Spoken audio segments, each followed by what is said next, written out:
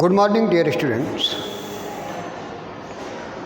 Once again, you are welcomed in our online study channel. Today, I have brought a poem, A Legend of Northland from for class 9th in English. The name of the poem is A Legend of the Northland. A legend of Northland एक ballad है और ballad इस प्रकार की कविता होती है, इस प्रकार की पोएम होती है जिसमें छोटे छोटे स्टेंजा होते हैं, छोटे छोटे पद होते हैं और इसमें कोई लोकप्रिय कथा रहती है, ये कोई लोकप्रिय कथा सुनाती है। इस कविता में एक स्वार्थी महिला होती है, अर्थात ये कविता एक स्वार्थी महिला के बारे में है जो एक भूखे और कमज़ोर संत को थोड़ा सा भी भोजन नहीं देना चाहती है। संत क्रोधित हो जाता है, क्रोधित होने के बाद उस महिला को कठफोड़ा व पक्षी बनने का अभिशाप दे देता है और उस संत के अभिशाप के फलस्वरूप वह महिला जो है कठफोड़ा पक्षी बन जाती है। और आगे क्या होता है, आइए इस पोएम को पढ़ते हैं और जानते हैं। Stanza number 1। Away away in the Northland where the hours of the day are few and the nights are so long in winter that they can not sleep them through. दूर दूर कहीं Northland में, उत्तरी क्षेत्र में, where the hours of the day are few, जहाँ दिन का समय बहुत कम होता है, दिन के घंटे बहुत कम होते हैं और जहाँ रात्रि इतनी लंबी होती है कि पूरी रात्रि भर वहाँ पर सोया नहीं जा सकता। And the nights are so long in winter that they can not sleep them through, और रात्रि वहाँ पर इतनी लंबी होती हैं जाड़े के दिनों में कि पूरी रात सोया नहीं जा सकता। Stanza number 2। Where they harness the swift reindeer to the sledges when it snows and the children look like bears cub in their funny furry clothes. और जहाँ पर कि लोग तेज चलने वाले, तेज दौड़ने वाले रेंडियर को स्लेप्स में जोतते हैं। स्लेप्स बर्फ पे चलने वाली बिना पहियों की गाड़ी को कहते हैं और रेंडियर वहाँ का पशु होता है जिसे यातायात के लिए प्रयोग किया जाता है। तो where they harness the swift reindeer, जहाँ पे तेज चलने वाले रेंडियर को जोतते हैं टू द स्लेज, स्लेज में, स्लेज माने गाड़ी, बर्फ़ की गाड़ी होती है जिसमें पहिया नहीं होती। व्हेन इट स्नोज, और जब बर्फ़ पड़ती है तो। And the children look like bears cub, और वहाँ बच्चे ऐसे दिखाई पड़ते हैं जैसे कि भालू के बच्चे हों, क्योंकि उनके कपड़े बड़े विचित्र और रोएदार होते हैं। पशु के बच्चे, ब्रीच के भालू के बच्चों जैसे दिखाई पड़ते हैं वो बच्चे उन कपड़ों को पहन करके। स्टेंजा नंबर 3 है। They tell them a curious story, I don't believe it is true and yet you may learn a lesson if I tell the tale to you. एक विचित्र कहानी कही जाती है, विचित्र किस्सा कहा जाता है और मुझे उसके सच होने पर विश्वास नहीं है, तो भी यदि मैं आपको कहानी सुनाता हूँ तो आप उससे कुछ शिक्षा ग्रहण कर सकते हैं। They tell them a curious story, वे उन्हें एक विचित्र कथा सुनाते हैं, कहानी सुनाते हैं। I don't believe it is true, मुझे भरोसा नहीं है, मुझे विश्वास नहीं है कि ये सच है। And yet you may learn a lesson, लेकिन फिर भी तुम उससे एक शिक्षा ग्रहण कर सकते हो, एक लेसन तुम्हें मिल सकता है। If I tell the tale to you, अगर मैं वो कहानी आपको सुनाऊँ। Once, when the good Saint Peter lived in the world below and walked about preaching just as did you do. एक बार एक अच्छे एक भले संत जिनका नाम पीटर था, वह lived in the world below, जो नीचे संसार में रहा करते थे, एंड वॉक्ड अबाउट इट, और यहाँ टहल रहे थे, यहाँ घूम रहे थे, विजिट पर थे, प्रीचिंग उपदेश देते हुए। अर्थात एक बार एक अच्छे संत पीटर जो नीचे संसार में रहते थे उस स्थान पर उपदेश देते हुए घूम रहे थे। जस्ट एज ही डिड, जैसा कि वो किया करते थे, यू नो, आप जानते हैं, आप जानते हैं कि जैसा वो किया करते थे, वहाँ उपदेश देते हुए उस स्थान पर घूम रहे थे। He came to the door of a cottage in travelling round the earth where a little woman was making cakes and baking them on the hearth. He came to the door of a cottage, वह पृथ्वी का भ्रमण करते हुए एक कुटिया के दरवाजे पर आए, एक झोपड़ी के दरवाजे पर आए। इन ट्रेवलिंग राउंड द अर्थ, अपने इस पृथ्वी पर यात्रा करते हुए उसके क्रम में। Where a little woman was making cakes, और उस कुटिया के अंदर एक छोटे से कद की महिला रोटियां बना रही थी, केक्स बना रही थे।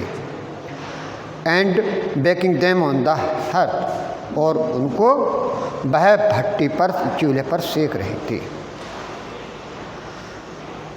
And being faint with fasting for the day was almost done, he asked her from her stores of cakes to give him a single one.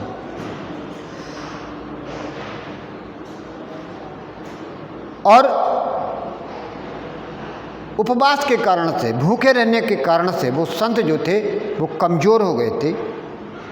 And being फेंट, और कमज़ोर होने के कारण से, विथ फास्टिंग, भूखे रहने के, उपवास के रहने से, for the day was almost done, और क्योंकि दिन लगभग समाप्त हो चुका था, दिन का लगभग अंत हो चुका था।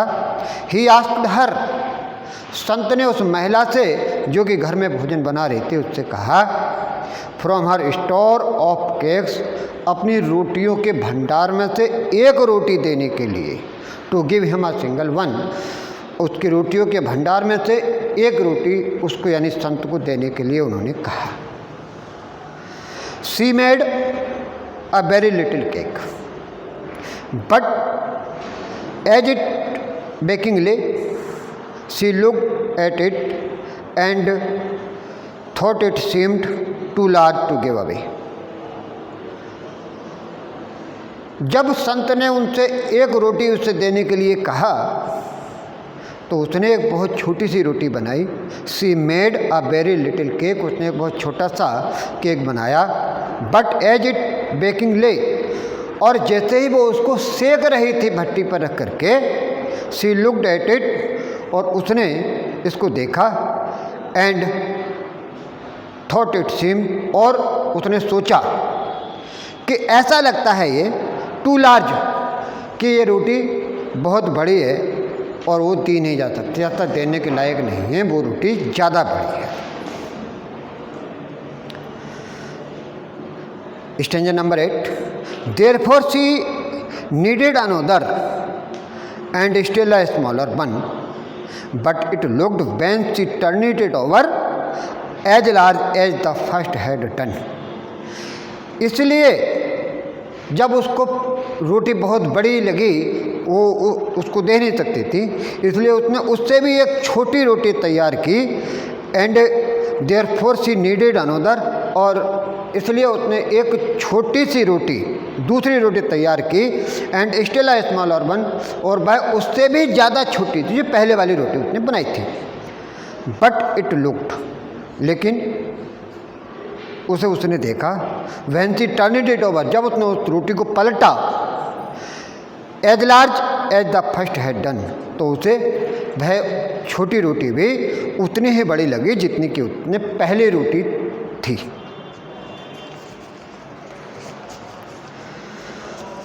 Then she took a tiny scrap of dough, और फिर उसने एक छोटा सा आटे का टुकड़ा लिया। Then she took a tiny scrap of dough, फिर उसने एक आटे का, गुथे हुए आटे का छोटा सा टुकड़ा लिया। एंड रोल्ड इट फ्लैट, और उसको बेल बेल करके चपटा कर दिया। And baked it thin as a wafer, और उसको इतना पतला कर दिया और उसको सेका जैसे कि वो कोई बिस्कुट हो, यानी बिस्कुट के बराबर पतला करके उसको सेक दिया। But she could not a part with that, लेकिन वह उसको भी अपने आप से अलग नहीं कर सकती थी, अर्थात उस छोटी सी पतली बिस्कुट जैसी रोटी को भी वह संत को दे नहीं सकी। For she said, my cake that seems too small when I eat of them myself are yet too large to give away, so she put them on the shelf। क्योंकि उसने ये कहा था कि my cakes that seems too small, मेरे cake, मेरी रोटियां जो कि इतनी ज़्यादा छोटी लगती हैं जब मैं खुद उनको खाती हूँ तो, और जब मैं किसी को दे नहीं हूँ तो वो बहुत ज़्यादा बड़ी लगती हैं। यानी अपनी बनाई हुई रोटियां जब वो खुद खाती है तो उसको बहुत छोटी लगती हैं, और जब उन रोटियों की किसी को देने की बारी आती है तो वो बहुत बड़ी दिखाई देती है उसको, और वो दी नहीं जा सकती, किसी को देना नहीं चाहती। So she put them on the chef, इसलिए वो सारी की सारी रोटियां उसने अपने शेफ पे रख दी, ताक पे रख दी। Then good Saint Peter grew angry, और इस बात पर संत पीटर जो थे, जो एक भले संत थे, उन्हें गुस्सा आ गया, क्रोध आ गया और वो नाराज़ हो गए। For he was hungry and फेंट, क्योंकि वह भूखे थे और भूखे होने के साथ साथ कमज़ोर भी थे, इसलिए। And surely such a women, और उन्होंने कहा निश्चित रूप से ऐसी महिला, इस प्रकार की औरत was enough to provoke a saint, एक संत को भड़काने के लिए काफ़ी थी, पर्याप्त थी। अर्थात उस महिला के व्यवहार से संत पीटर जो थे वो भड़क गए, उनको क्रोध आ गया। एंड ही सेड, और उन्होंने कहा, उस संत ने कहा, you are far too selfish, और उन्होंने कहा कि तुम, उस महिला से कहा कि तुम बहुत ज़्यादा स्वार्थी हो, अत्यधिक स्वार्थी हो। To dwell in a human form, कि तुम्हें इस इंसान के रूप में नहीं रहना चाहिए। To have both food and shelter, तुम्हारे पास भोजन और तुम्हारे पास शरण, तुम्हारे सर पे छत दोनों ही हैं। And fire to keep you warm, और अपने आप को गर्म रखने के लिए तुम्हारे पास आग भी है। Now you shall build as the bird do, लेकिन अब तुम वैसे ही घर, वैसे ही घोंसले बनाओगे जैसे कि चिड़ियाँ बनाती हैं, जैसे कि पक्षियाँ बनाती हैं, अर्थात तुम अब इंसान के रूप में ना रह करके पक्षी के रूप में रहोगी। Now you shall build as the world do, अब तुम वैसे ही अपना घर बनाओगे जैसे कि पक्षी बनाते हैं। And shall get your scanty food, और तुम्हें मुश्किल से तुम्हें बहुत थोड़ा सा भोजन, बहुत कम भोजन मिले करेगा। By boring and boring and boring, by boring, bore माने बोर करना, अर्थात छेद करना, छेद कर करके, छेद कर करके, छेद कर करके, 3 बार बोरिंग शब्द रिपीट किया है। इसका मतलब है छेद करके, छेद करके और छेद करके। All day in the hard dry would, तुम्हें सारे दिन कठोर लकड़ियों में अपनी चोंच से छेद करना पड़ेगा, तब तुम्हें छोटा सा भोजन, थोड़ा सा भोजन मिल पाएगा। ये अभिशाप उस संत ने उस पक्षी को दिया, उस महिला को दिया। Then up she went through the chimney, और फिर वह चिमनी से होकर के ऊपर चली गई।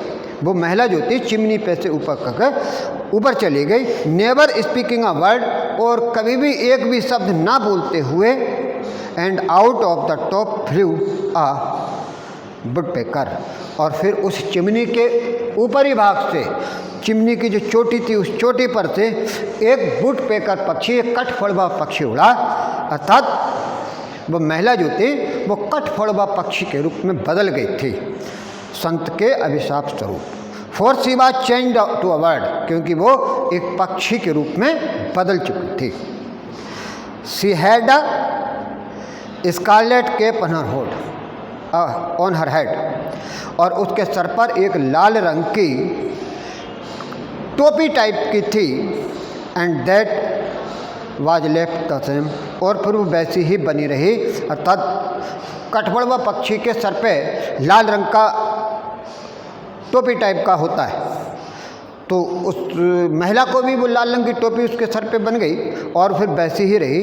But all the rest of her clothes were burned, लेकिन उसके बाकी के जो कपड़े थे जो उसने पहन रखे थे वो जल करके कोयला हो गए। Black as coal as in the flame, वो कोयले की तरह काले हो गए आग में जल करके। And every country school boy has seen her in the pool, और अब हर गांव के स्कूल के बालकों ने, and every country school boy, और प्रत्येक गांव के स्कूल के बच्चे ने has seen her in the would, उसको जंगल में देखा है, उस महिला को उस पक्षी के रूप में जंगल में देखा है। Where she lives in the tree, जहाँ वह पेड़ों पर रहती है। टिल दिस वेरी डे, आज तक भी। एंड बोरिंग फॉर फूड, और भोजन के लिए वो पेड़ों में छेद ही करती रहती है। एक बार फिर से इनको रिपीट कर लेती, थोड़ा टाइम इधर बताता हूँ। Stanza number 1।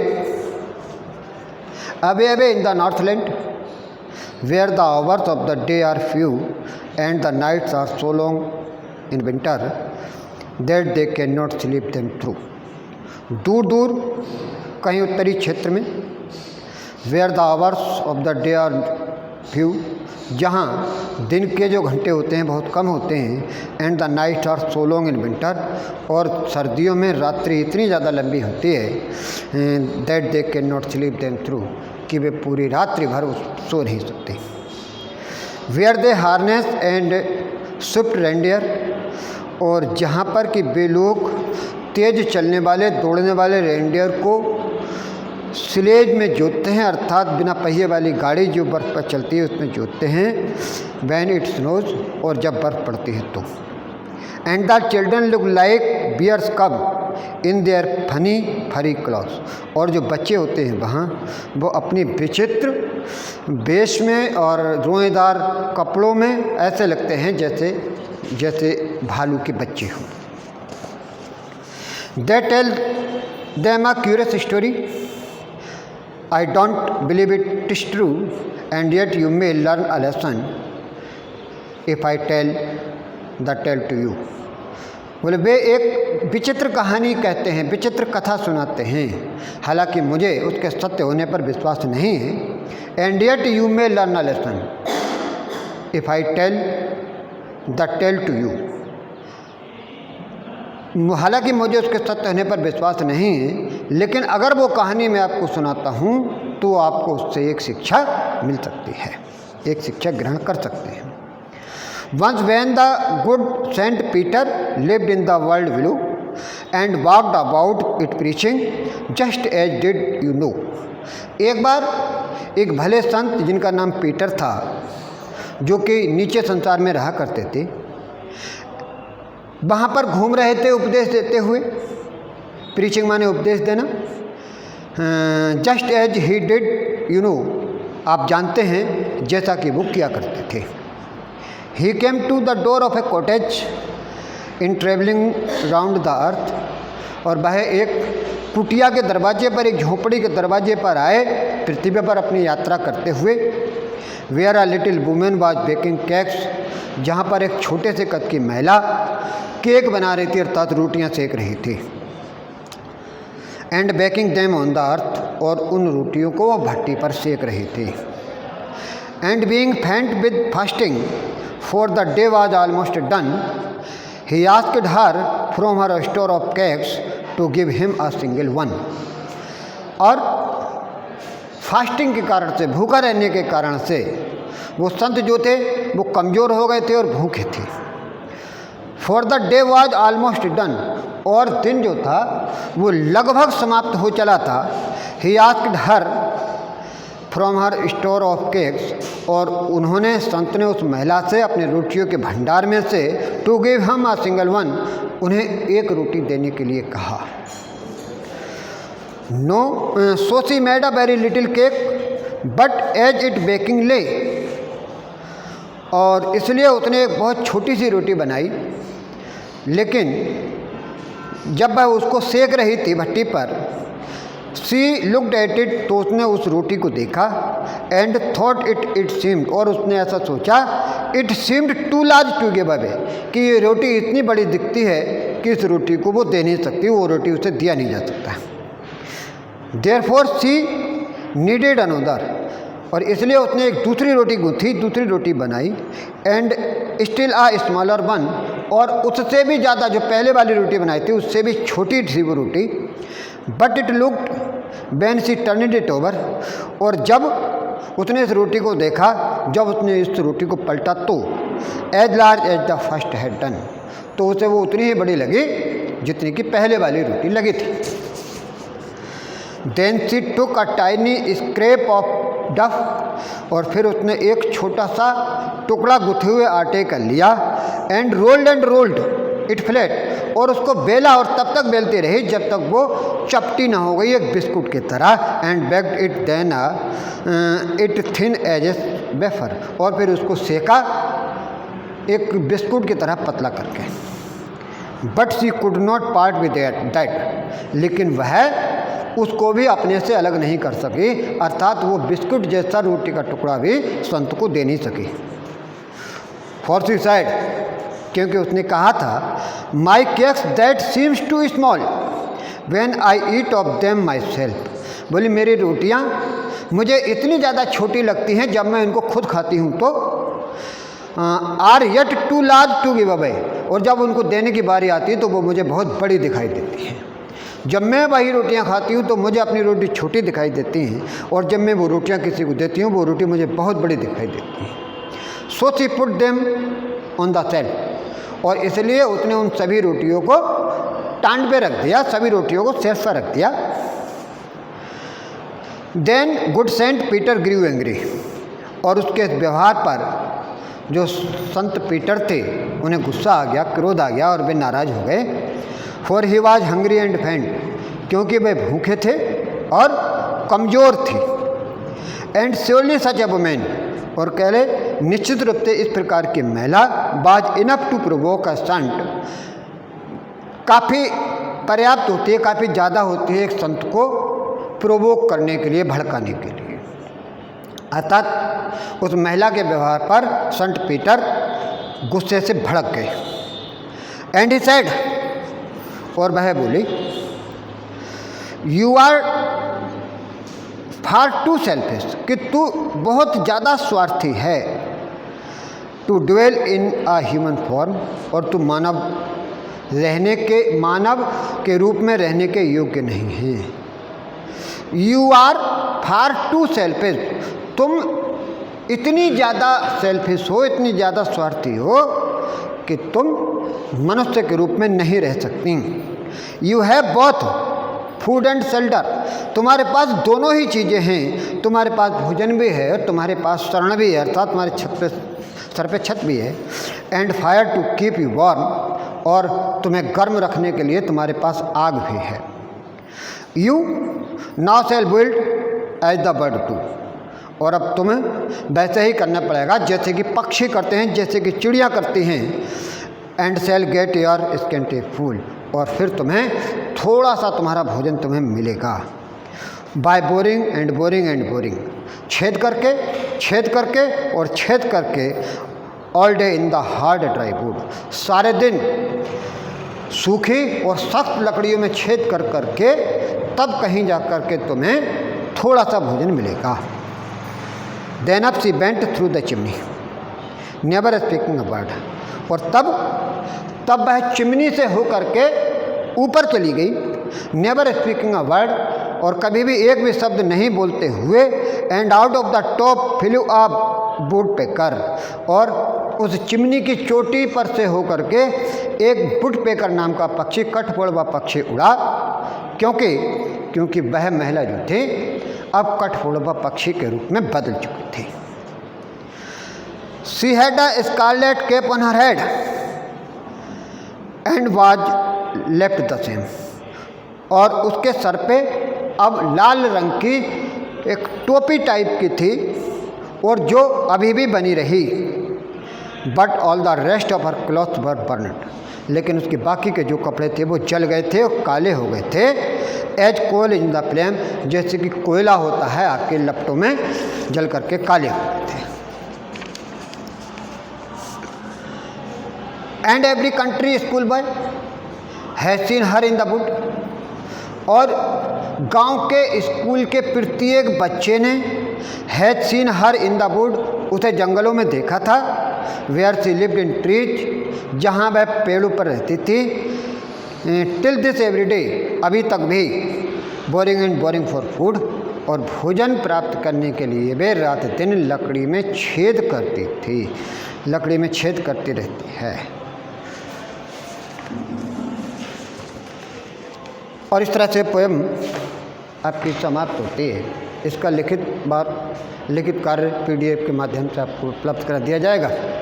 सभी भैया बहनों से आग्रह, अनिवार्य रूप से हमारे YouTube चैनल को, जो ऑनलाइन स्टडी चैनल है, उसको सब्सक्राइब कर लें, बेल आइकन का बटन दबाएं, और ज़्यादा से ज़्यादा वीडियो को शेयर भी करें, ताकि ज़्यादा से ज़्यादा भैया बहनों तक ये पहुँच सके और इसमें इसका लाभ मिल सके। आशा है कि आपके लिए उपयोगी साबित होगी। देखने के लिए धन्यवाद।